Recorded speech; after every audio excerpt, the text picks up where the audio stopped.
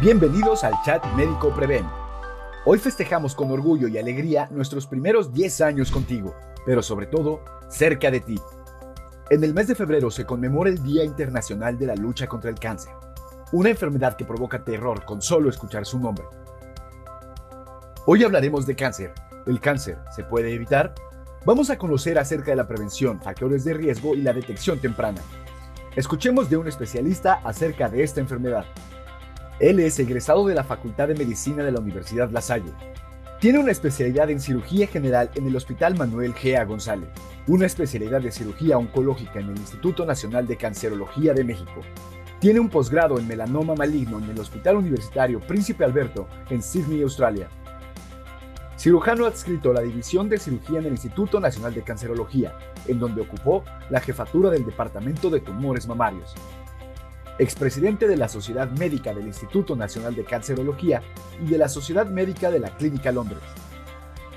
Miembro de la Sociedad Médica de la Especialidad en México y en el extranjero y profesor de cursos de oncología en el pregrado y posgrado de la Facultad de Medicina de la Universidad Nacional Autónoma de México.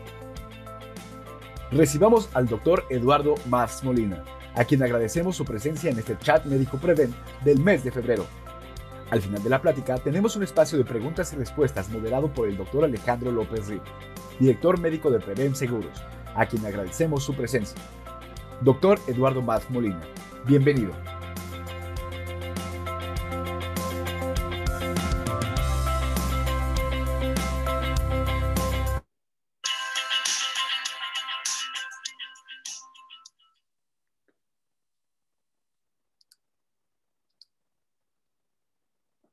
Muy buenas noches, es un gusto estar con ustedes.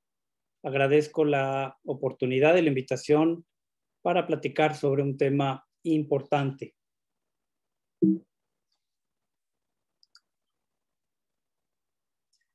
A pesar de la epidemia de COVID que está sufriendo el mundo entero, y México por supuesto, seguimos viendo enfermos con otros problemas, con otras patologías.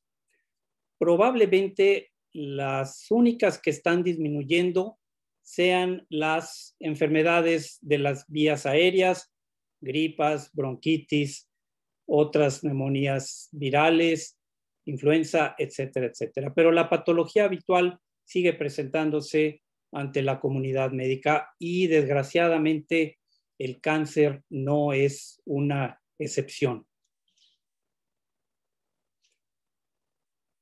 Creo que todos hemos tenido contacto con la palabra cáncer, algunos por haberlo padecido ellos mismos, o familiares, o conocidos, amigos, compañeros de trabajo. Es inevitable en la actualidad.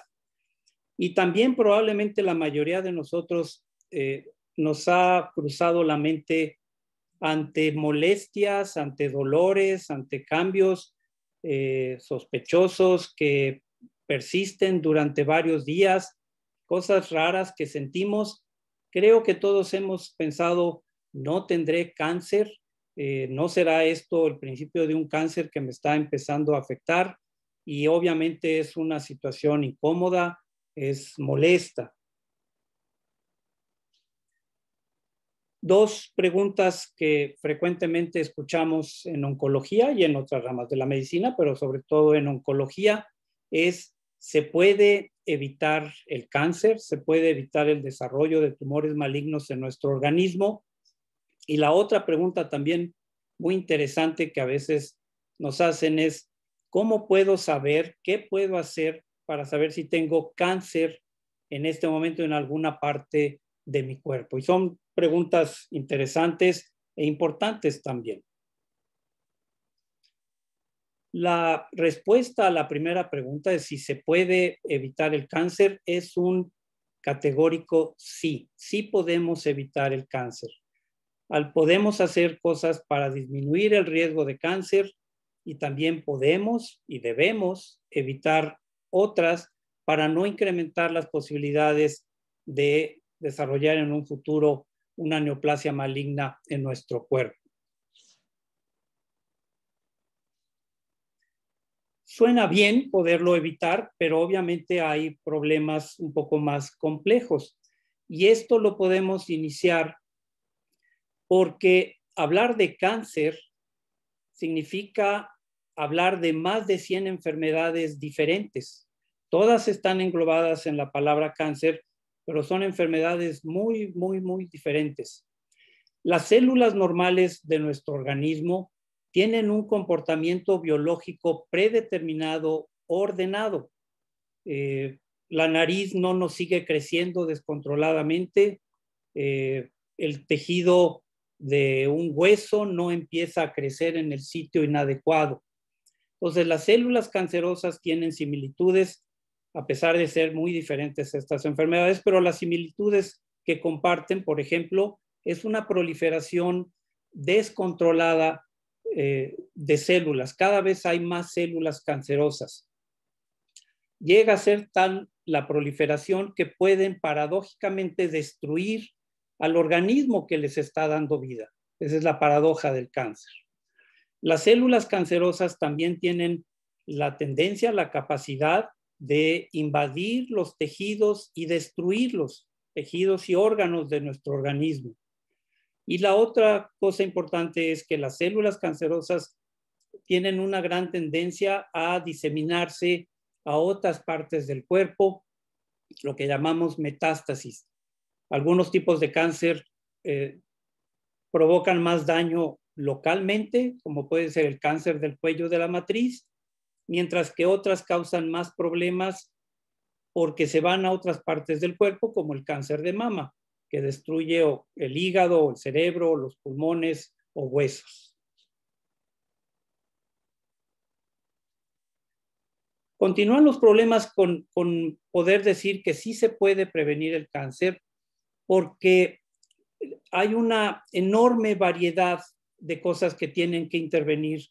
Los tumores son diferentes si se originaron en el estómago o si se originaron en los pulmones, etcétera. Tienen factores de riesgo diferentes, aunque pueden compartir algunos, pero sí son diferentes. Tienen una etiología diferente, obviamente una evolución que puede cambiar dependiendo de dónde se haya originado el tumor. Implica también un diferente pronóstico. Un tumor de tiroides bien diferenciado tiene mejor pronóstico que un cáncer de hígado, por ejemplo. Y también el pronóstico va también de la mano con los tratamientos. Hay diferentes maneras de tratar cada cáncer.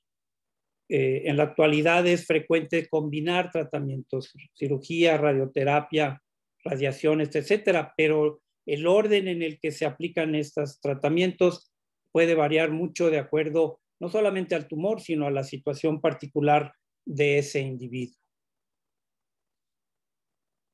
No es mi intención dar una clase de oncología, no es lo que quiero de describir cada uno de los tumores, etcétera, etcétera. Lo que quiero es una plática que pueda resultar interesante y sobre todo que pueda ser útil para tratar de disminuir esta terrible enfermedad y cosas que puedan aprovechar, espero lograr. Si los seres humanos empezáramos y evitáramos, hiciéramos tres cosas. Evitar el tabaco, en primer lugar.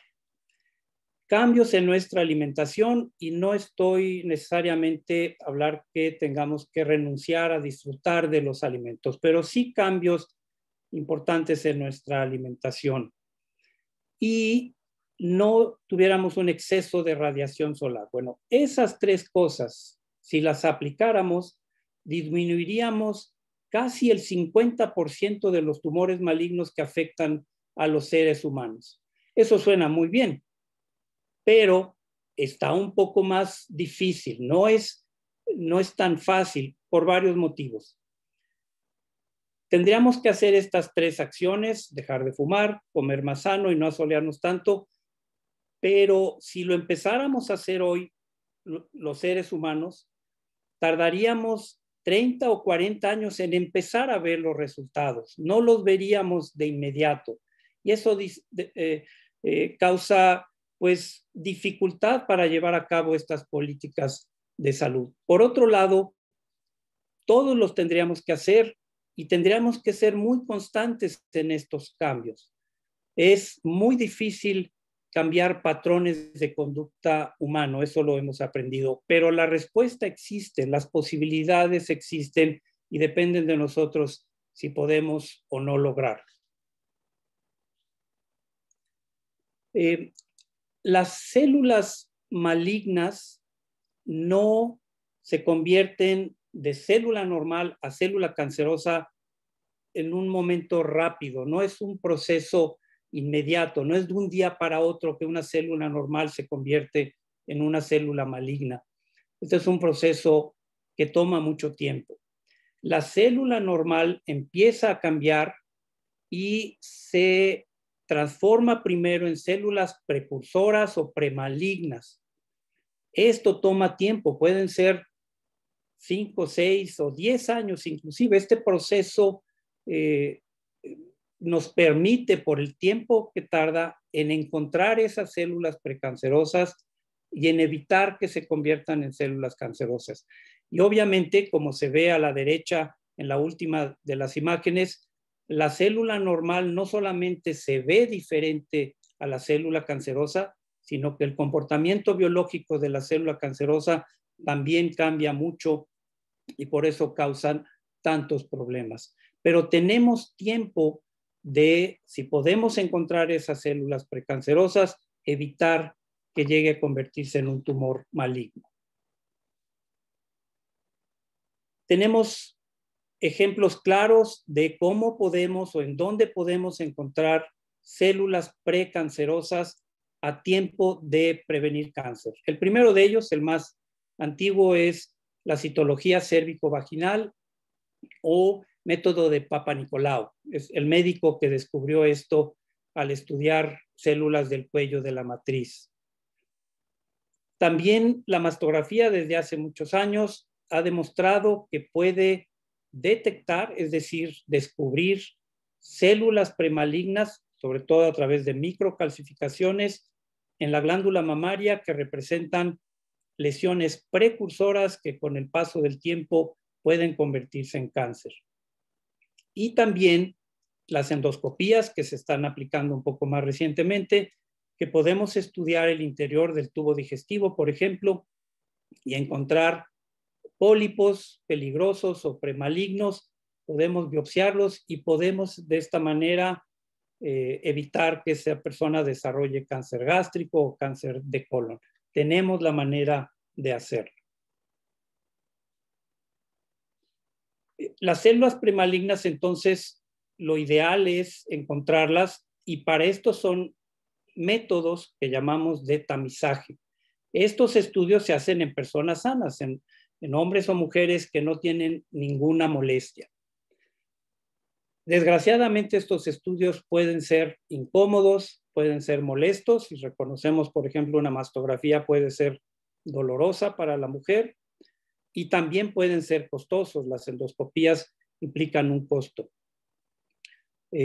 No todas las personas tienen la capacidad de hacerse estos estudios y desgraciadamente algunos que pueden hacerlo prefieren no darle importancia o pensar que no es momento todavía correcto hacer estos estudios. Pero en realidad son métodos que han demostrado que pueden salvar muchas vidas humanas. Si analizamos que el Papa Nicolau es para el cuello de la matriz, la mastografía para mama y la endoscopía para tubo digestivo, estamos conglomerando a más de la tercera parte de los tumores malignos que afectan al cuerpo humano. Entonces, esto es una oportunidad para prevenir el cáncer si la sabemos aprovechar. En un país como México, en donde tenemos recursos limitados para la salud, para la aplicación de salud, tenemos que ser muy cuidadosos de cómo aplicamos estos recursos para proteger de la mejor manera posible a la mayor cantidad de personas. No hay en México suficientes mastógrafos para poder atender y proteger de las lesiones premalignas a las mujeres, pero sí hay programas para tratar de liberar de esta situación a la mayor cantidad posible de personas y mujeres en este país.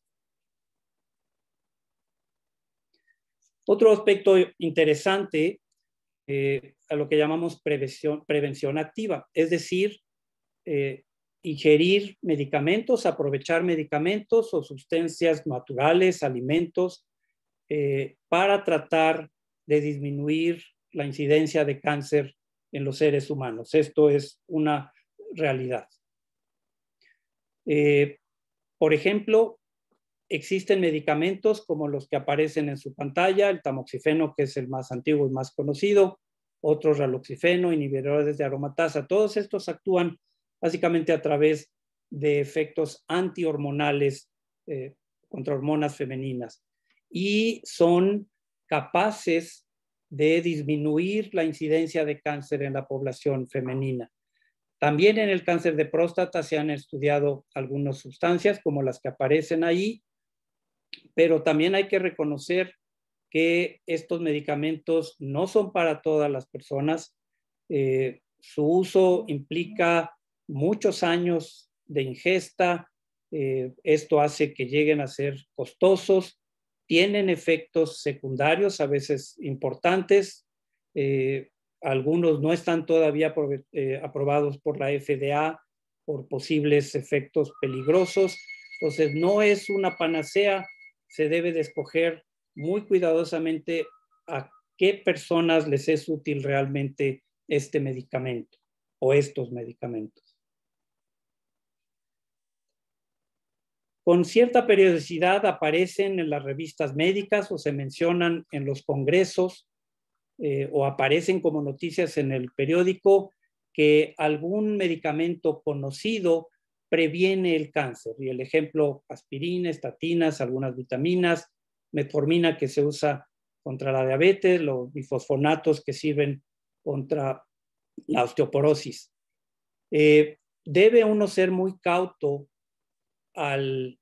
para aceptar estos resultados porque muchos de estos estudios son patrocinados por compañías farmacéuticas, porque es muy fácil tener sesgos estadísticos, epidemiológicos, para poder realmente decir o afirmar que un medicamento protege contra el cáncer. Cuando ocurre esto son estudios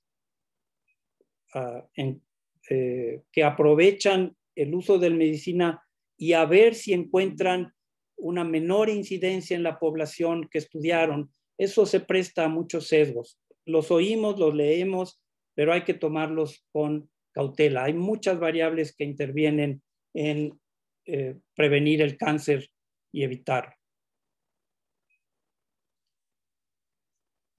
También hemos oído con frecuencia de personas o creencias de que si tomamos muchos vegetales verdes o si tomamos muchas vitaminas o que si usamos sustancias alcalinizantes, bicarbonato, vamos a evitar cáncer. Desgraciadamente la respuesta es no. Ni aunque comamos un alimento todos los días en cantidades exageradas o abundantes, o tomemos alguna sustancia natural por manera continua. No hay evidencia para poder sustentar la creencia de que así no vamos a tener cáncer. El otro camino, el de llevar una dieta bien balanceada y saludable, es mucho mejor. El otro enemigo terrible, para muchos puede ser el más importante, no necesariamente, es el tabaco. Durante muchos años las compañías tabacaleras lograron evitar que la demostración clara de que el tabaco producía cáncer. El más conocido de ellos es el cáncer de pulmón, pero ya en la actualidad está demostrado, es categórica la evidencia epidemiológica, etiológica. El cáncer de muchas partes del organismo está asociado al uso del tabaco. Es cierto, no todos los fumadores desarrollan cáncer, afortunadamente, pero todos los cánceres que vemos en el dibujo tienen relación con el uso del tabaco. Es La cantidad de sustancias carcinogenéticas del tabaco es enorme. Y recientemente ya también hay evidencia clara que el cáncer de la glándula mamaria y el cáncer de próstata también tienen relación con el uso del tabaco. Es algo que debemos tratar de evitar. Otra cosa importante es que el riesgo de desarrollar tumores por el uso del tabaco no solamente se aplica al fumador activo o al fumador, también tiene que ver con el tabaquismo pasivo. Las personas que están cerca de fumadores también están adquiriendo un mayor de riesgo. Y para broche de oro, el tabaco causa también otras enfermedades, problemas pulmonares, enfisema, favorece problemas de corazón, etc. Lo ideal sería eliminar totalmente el uso del tabaco. El otro gran problema de salud relacionado con cáncer es el sobrepeso y la obesidad. También ya es clara la evidencia que el sobrepeso y la obesidad se relacionan con 13 tipos de cáncer, de esófago, de glándula mamaria, los que aparecen en sus pantallas. La mayoría de estos tumores son agresivos, ponen en riesgo fácilmente la vida de la persona. Con frecuencia requieren tratamientos radicales y además el sobrepeso y la obesidad aumentan el riesgo de muerte por estas enfermedades. Las complicaciones por los tratamientos oncológicos son mayores cuando una persona tiene obesidad. Y además, nuevamente, la obesidad favorece otras enfermedades. Hemos aprendido, desgraciada, tristemente, que para la epidemia de COVID, para la persona obesa que adquiere el virus, el riesgo de desarrollar síntomas graves e inclusive la muerte está relacionada importantemente con la obesidad. Pero además la hipertensión arterial, la diabetes, infartos, problemas circulatorios y cada vez más frecuentemente problemas ortopédicos, de columna, de rodillas, todos están relacionados con la obesidad.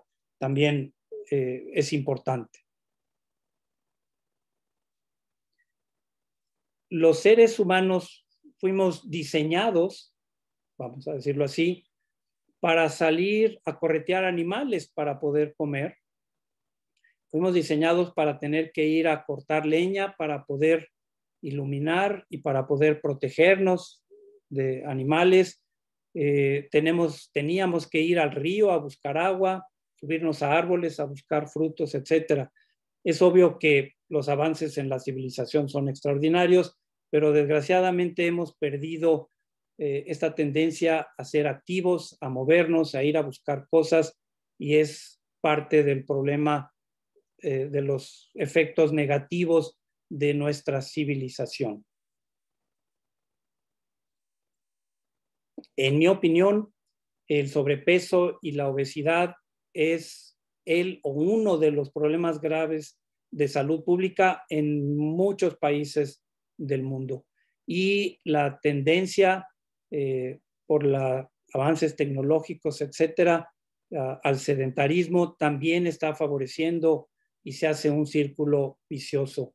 La salud pública debe de estar enfocada a tratar de corregir estos problemas. Y el cáncer va a verse también influido con una mayor incidencia.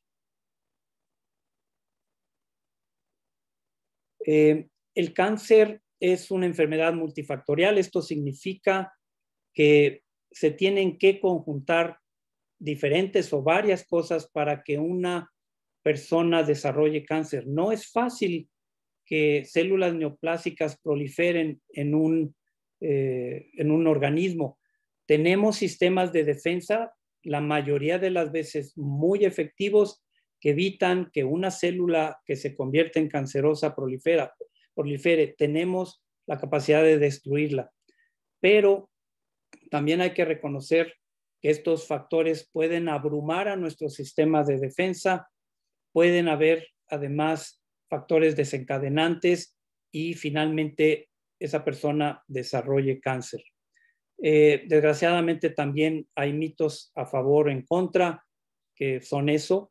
Hay gente que dice que no hay que tomar leche que porque favorece cáncer, o que hay que tomar bebidas muy alcalinas porque eso evita cáncer.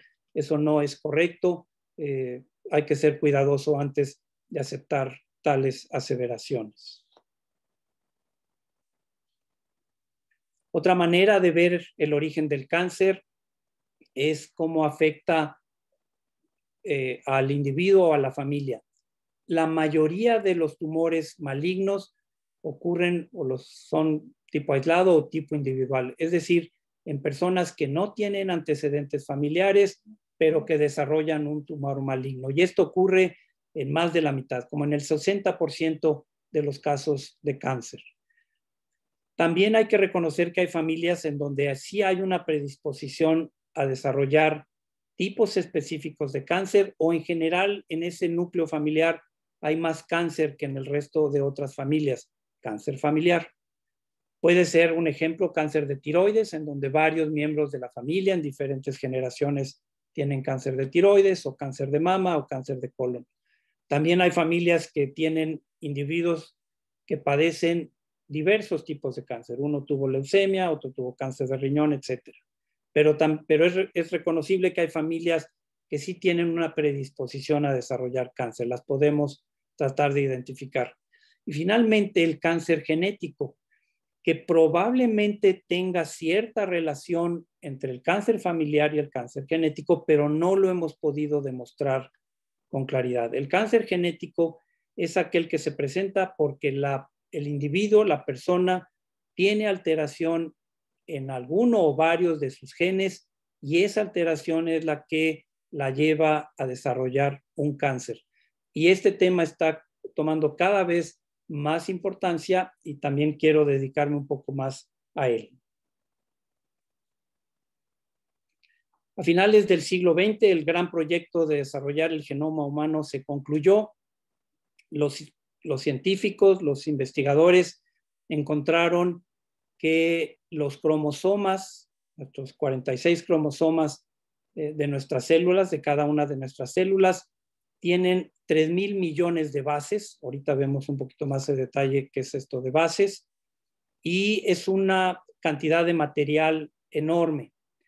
En su dibujo, en la línea del medio, vamos a identificar el cromosoma 13 y un poco más a la derecha el cromosoma 17, y son importantes porque los vamos a mencionar más tarde. Han sido muy, muy estudiados recientemente. El ADN o DNA, que es la base del material de nuestros cromosomas, es aparentemente muy sencillo. Tiene bases o moléculas, son 4 básicamente: adenina, guanina, citosina y tiamina. Siempre se combinan la adenina con la tiamina, AT, y la guanina con la citosina. Siempre están en esa combinación. Representan las barras verdes del dibujo que ven ustedes a su derecha, y que podemos más o menos mencionar que es una escalera con sus 2 barandales que están formados, el color azul y el color rojo, por compuestos de azúcares y algunos fosfatos. Las bases, que son el color verde, representan los escalones de esa escalera, y es una estructura aparentemente sencilla, pero que es extraordinariamente compleja, que ha dado pie a una enorme cantidad de investigación y avances también. A finales de la poco después de la Segunda Guerra Mundial, 2 científicos británicos, Watson y Crick, si recuerdan esa historia, lograron descubrir o identificar cómo estaba formado el ADN, y eso abrió la puerta a impresionantes avances genéticos que estamos viendo actualmente. Nuestros cromosomas están formados básicamente por ADN. Cuando se estaba terminando de estudiar, de completar el estudio del genoma humano, los científicos apostaban y para decir cuántos genes tenía el ser humano en cada una de sus células. Y había apuestas de que había 100,000 o 150,000. O de excepción, los cromosomas humanos, las 3,000 millones de bases, forman 28,000 genes. La mosca tiene 27,000 genes. Un ratón tiene 29,000 genes. Entonces eso causó cierta decepción, cierto desencanto, pero esa es la verdad. Ahora bien, cada uno de los genes es muy diferente. Hay genes pequeños que tienen 200 de estas bases, de estas uniones AT o CG, pero hay genes enormes que tienen más de 2 millones de estas bases. Para recuperar un poco la confianza en el ser humano, encontramos la cifra de 99%. El genoma o los genes del chimpancé y los del hombre son 99% idénticos.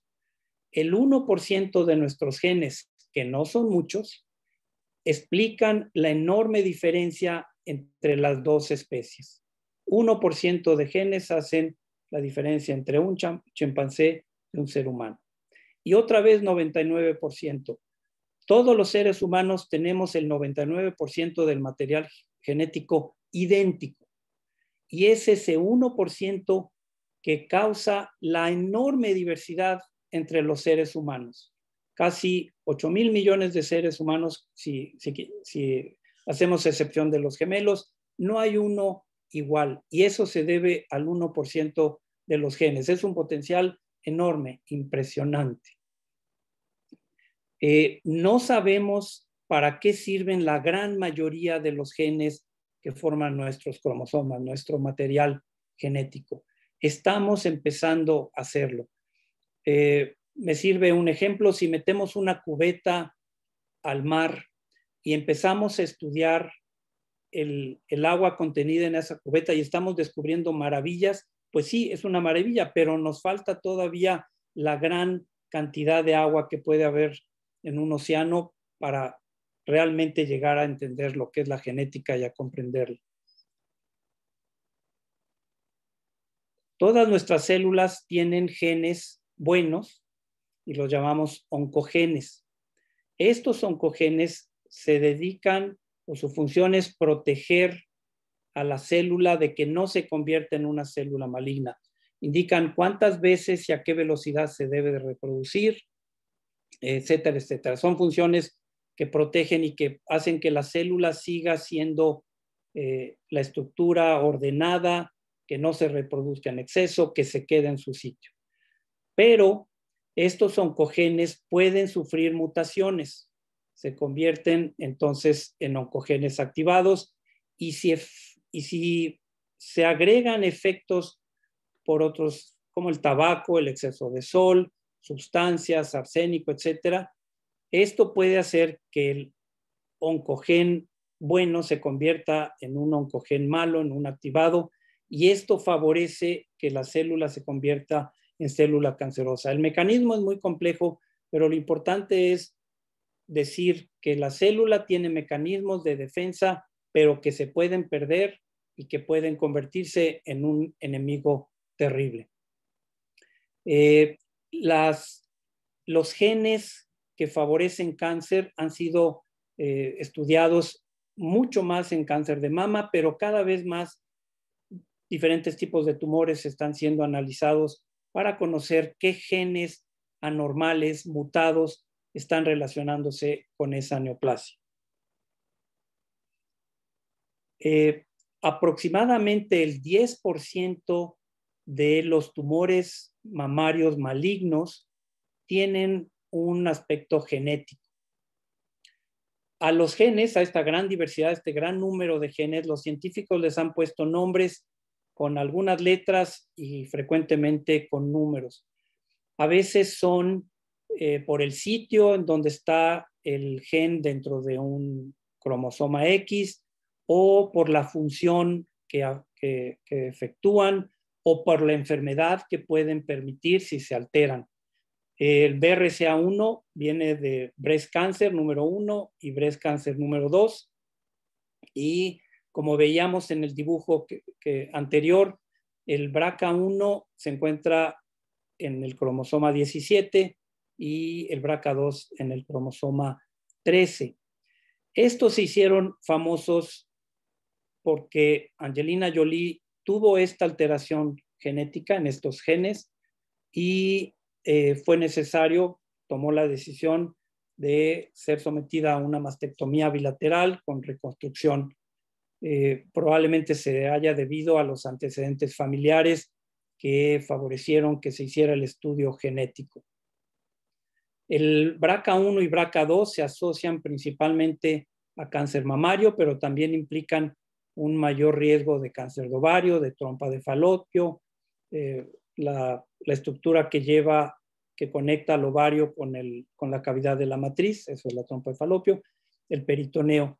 Y curiosamente también están apareciendo evidencias de que el cáncer de próstata tiene cierta relación con las alteraciones de estos dos genes. Si una mujer tiene mutados, alterados el BRCA1 y BRCA2, tiene un riesgo muy elevado de desarrollar cáncer de mama, más del 50%, un poco menor de cáncer de ovario, y en relación al cáncer de próstata parece que tener alteraciones en estos cromosomas significa tener un tumor más agresivo, más peligroso. Ahora bien, estas alteraciones genéticas no son frecuentes. Para que nos sirva de referencia, en la población del norte de Europa, 1 de cada 300 mujeres puede tener alguna de estas alteraciones. En Estados Unidos, la relación es más o menos de 1 a cada 500. En el grupo en donde sí es mucho más frecuente es en mujeres de origen judío, sobre todo askenazi. En este grupo específico de población, la frecuencia es de 1 o 2 mujeres por cada 100, que es mucho más elevado, 2% es mucho más elevado. En la población latina es menor, mucho menor afortunadamente. Se cree que entre 1 de cada 700, 800 mujeres latinas van a presentar esta alteración. Hay muchos otros genes que pueden implicarse en cáncer de mama. Unos son más importantes, otros menos importantes. Todavía no sabemos cuál es el papel real que tienen todos estos genes involucrados. Conforme avanza el tiempo, vamos adquiriendo más y más frecuencia. La tecnología está avanzando mucho, pero no es fácil mantenerse al día por la enorme cantidad de información que estamos recibiendo. En la actualidad podemos detectar alteraciones genéticas que predisponen a algunos individuos a desarrollar algún tipo de cáncer. El avance también es en otros campos, genes que pueden favorecer la diabetes, genes que pueden indicar si un feto tiene una malformación congénita, ya lo podemos hacer. ¿Qué viene en el futuro? Es un poquito más oscuro el panorama. Probablemente logremos identificar a todos los genes que tienen relación con cáncer. Va a tomar tiempo, pero lo vamos a hacer. Vamos a aprender cuáles son los genes realmente peligrosos y cuáles podemos ignorar. Después vamos a tratar de evitar que ocurran estos cambios en los genes, manipulación genética, y todavía más adelante vamos a poder reparar a los genes que están defectuosos antes de que causen cáncer. Pero después vienen también consideraciones de otro tipo, sociales, económicas, éticas inclusive. Si llegamos a conocer el genoma humano y sabemos qué seres humanos están predispuestos a desarrollar una enfermedad, ¿qué papel van a tener estos conocimientos para conseguir trabajo?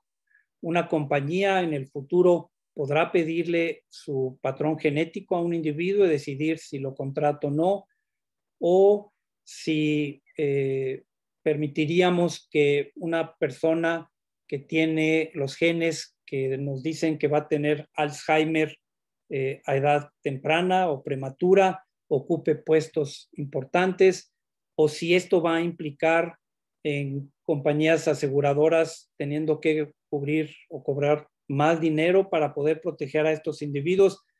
Es un universo enorme, desconocido, una espada de dos filos. Lo que esperamos es que la humanidad, los seres humanos, podamos aprovechar de manera provechosa, de manera adecuada, estos conocimientos y evitar panoramas como Brave New World, que es aterrador.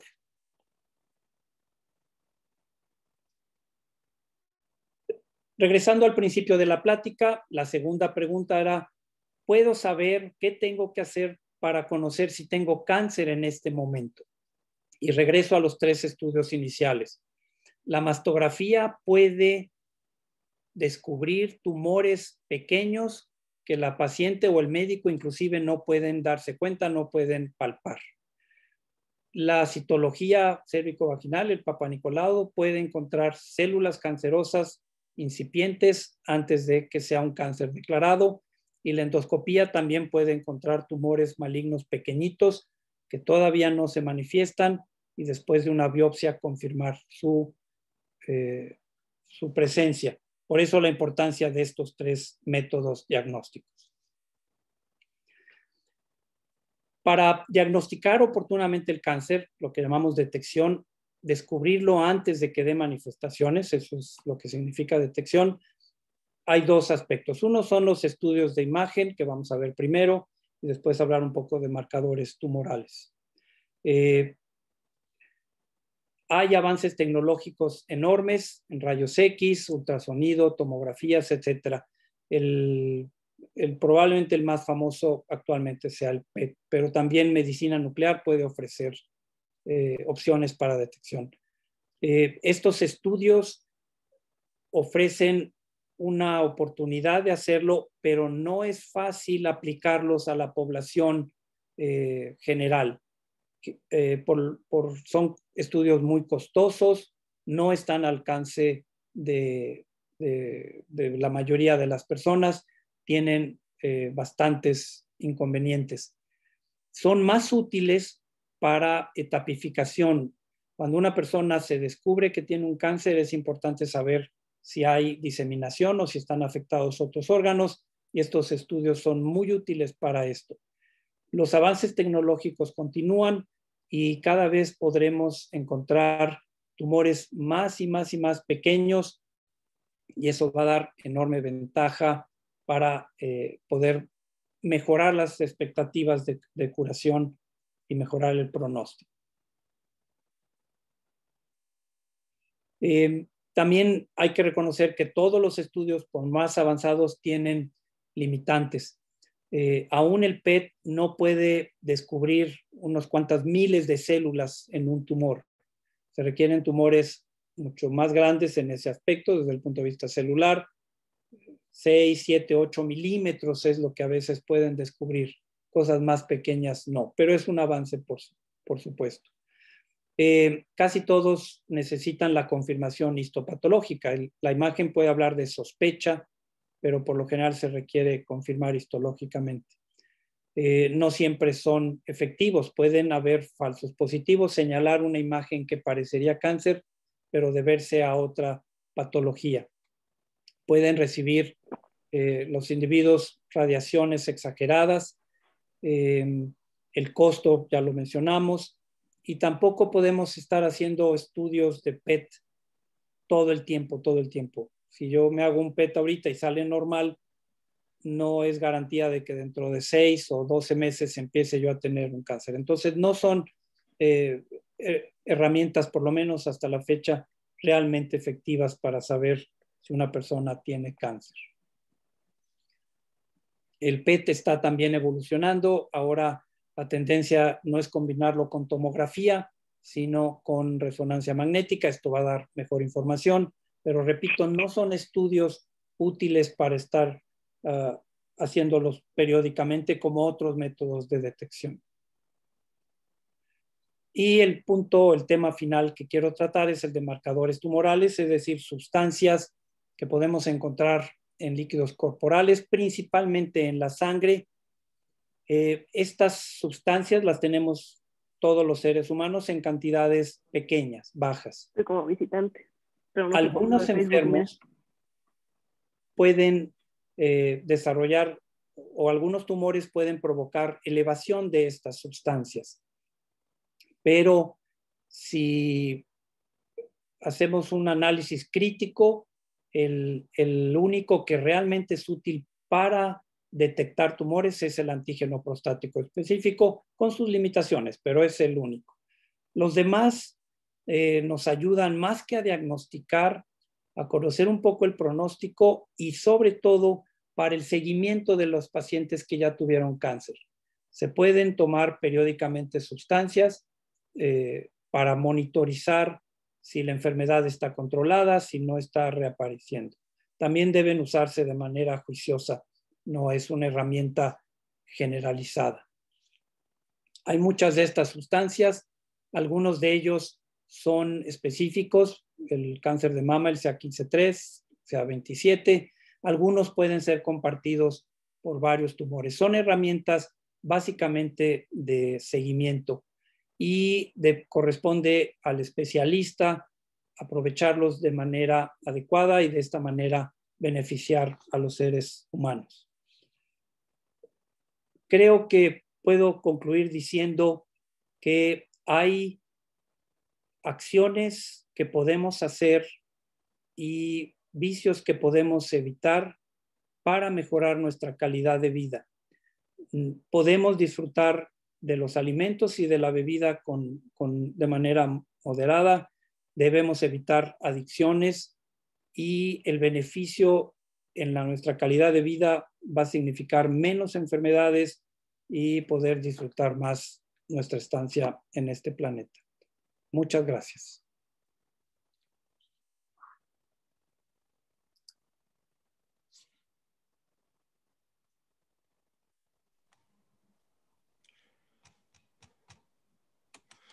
Doctor, muy buenas noches. Doctor y amigo mío desde hace muchos años. Hay algunas preguntas. ¿Usted cree que ahorita que está la cuestión de la pandemia del COVID, que sea conveniente que las personas con quimioterapia se puedan inyectar o se puedan vacunar contra el COVID? La tendencia actual es que si una persona está recibiendo quimioterapia, su sistema inmunológico está deprimido, está lábil. Entonces, la mayoría de las veces es mejor terminar el tratamiento de quimioterapia con las precauciones, cuidándose obviamente de este virus. Y una vez que termine el tratamiento de quimio, entonces sí vacunarse. La otra posibilidad podría ser suspender temporalmente la quimioterapia, vacunarse, dejar pasar un tiempo y reiniciarle. Creo que no es el más recomendable, pero me imagino que en algunos casos extremos podríamos recurrir a él. Doctor, ¿usted cree que por la raza étnica o por la cuestión de tipo raza sea más frecuente algún tipo de cáncer para la raza mexicana o para la etnia mexicana? No categóricamente, hablando de otras razas, por ejemplo, y más que de razas, de ambientes y de costumbres. Algunos ejemplos. Países nórdicos en donde consumen más alimentos ahumados tienen algunos tipos de cáncer de tubo digestivo más frecuentemente. En Japón, en donde también comen pescado crudo y alimentos ahumados, tienen más cáncer gástrico que en otros sitios. Pero específicamente la raza per se no ofrece protección especial. Creo que más bien es el entorno, la alimentación, las costumbres, lo que más afecta el riesgo de tener cáncer de uno o de otro tipo. Doctor, me pregunta también si el stevia o el sucaril o los sustitutos del azúcar pueden causar cáncer. Buena pregunta. No hay evidencia científica que los relacione con aumento de cáncer. Como todo, se pueden utilizar, sobre todo para una persona que tiene una limitación importante en el consumo de azúcares, pero como regla general no hay que evitar excesos. Oncológicamente no están contraindicados. Doctor, ¿usted cree que hay algunos medicamentos actualmente en el mercado que sean precursores de cáncer?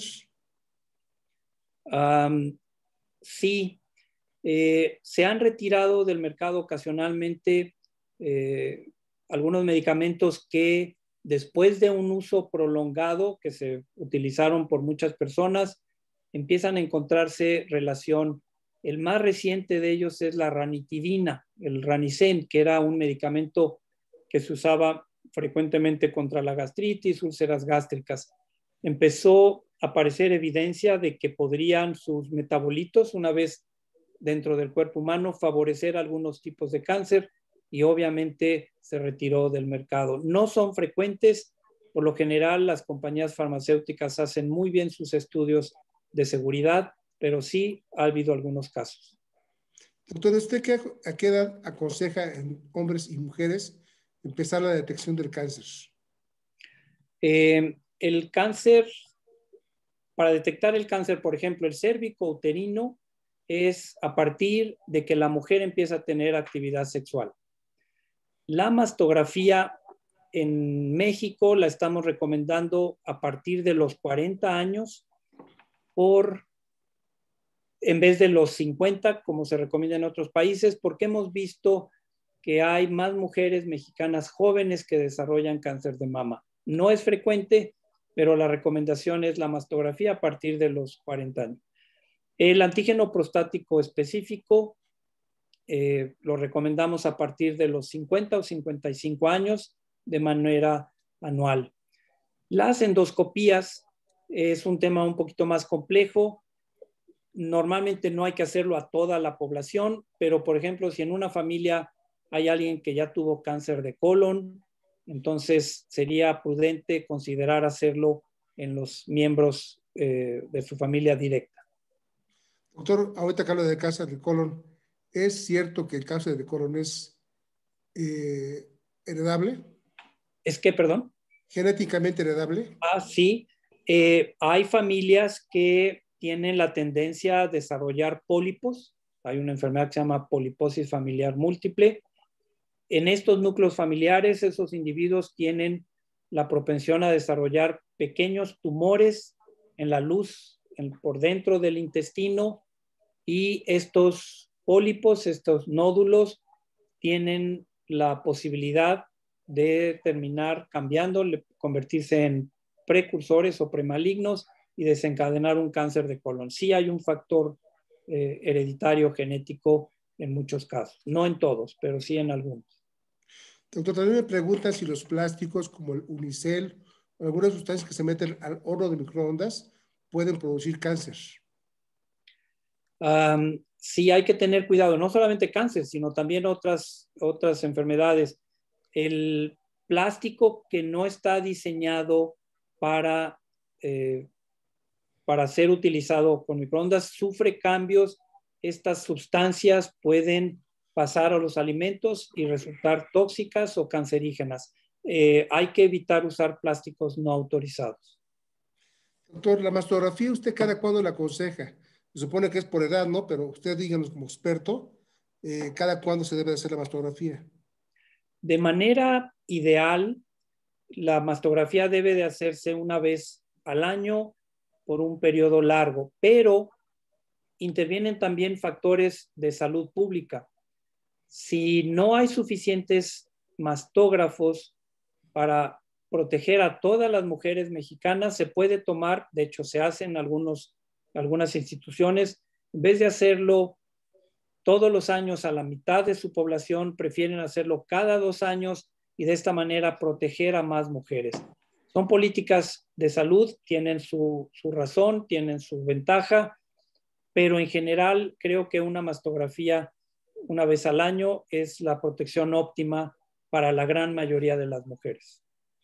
También me preguntan, doctor, si la lipomatosis múltiple o la lipomatosis es precursora del cáncer. La lipomatosis o el desarrollo de estos tumores que se presentan debajo de la piel, blandos, es relativamente frecuente. no está asociada de manera importante a que se vuelvan cancerosos.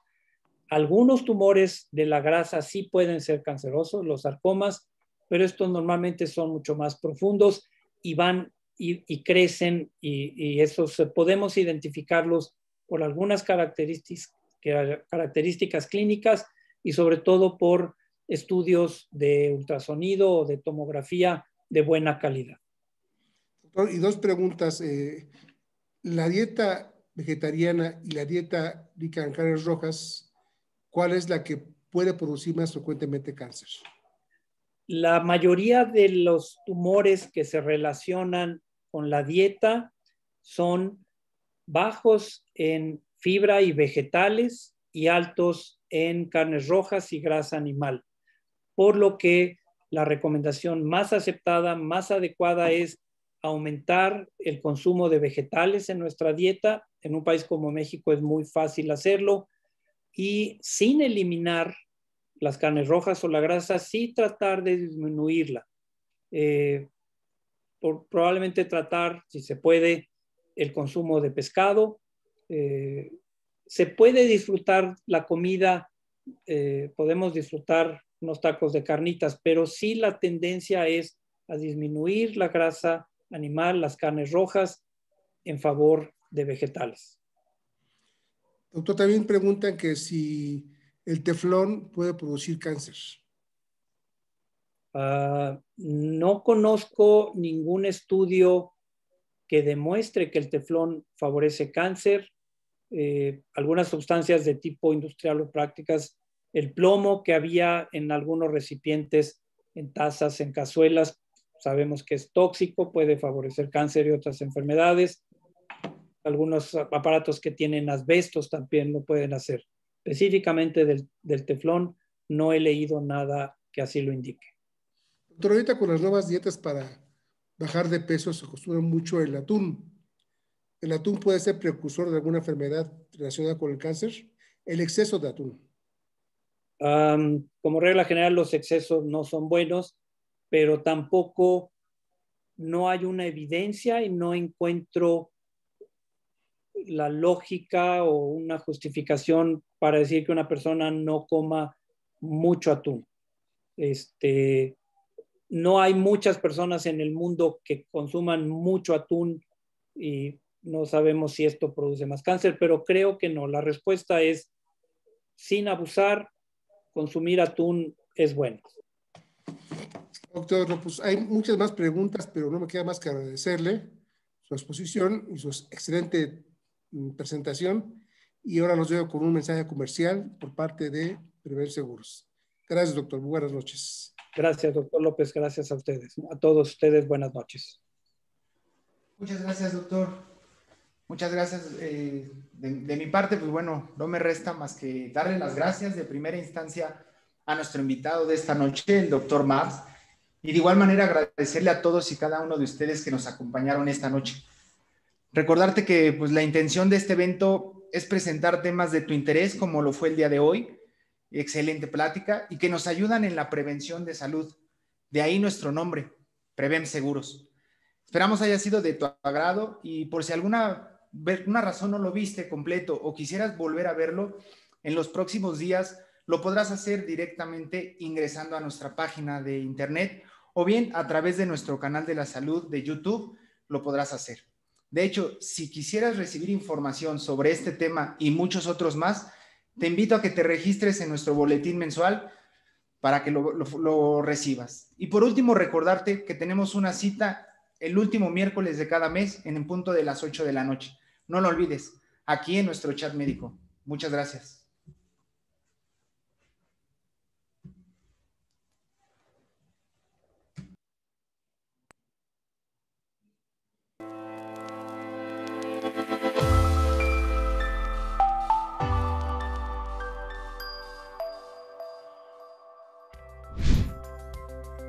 Agradecemos su participación en esta edición del Chat Médico Prevem.